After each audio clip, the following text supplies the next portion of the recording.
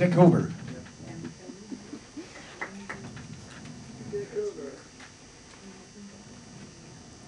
There you go, Richard. Go, Dick.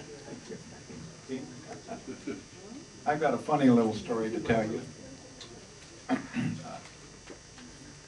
I think I was maybe, I'm not going to get into that, I might have been one of the biggest screw-ups that they had over there. I don't know why. It seemed like different incidents came up that I was involved in. But, well, I'll just quickly tell you one. I was the nose gunner toggleier, and on one mission, when I let the bombs go, I tore off the tail of our own squadron underneath us. On another mission, where we were making a deep, deep penetration south and got lost, and it ended up 5 bombers bombing Switzerland for the second time. I was on that, letting the bombs go. I had a brilliant career here. But on this funny one here I want to tell you about, and a little background before I tell you that every time we went on a pass to London or any other cities, if we went into a pub, and I was always heading for the pubs, if we seen an RAF whatever in there, we always bought them a drink because we had much more money than they did, and they were always jolly fellows, and they were wanting to know our background and where we were from. We got along great with the RAF and the pubs.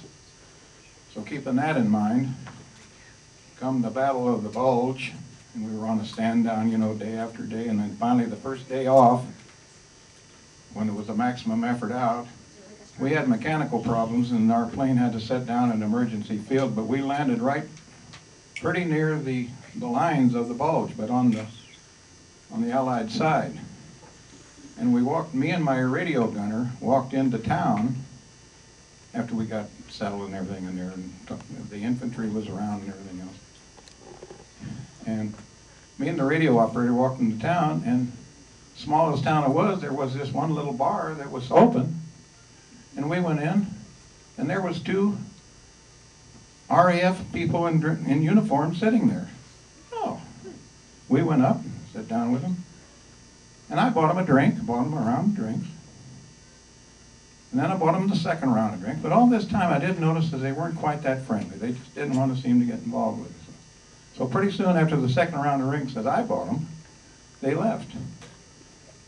And it was only maybe 20, 30 minutes later, here comes the MP storming in, and the Army was storming in, and they're, what's going on, what's going on?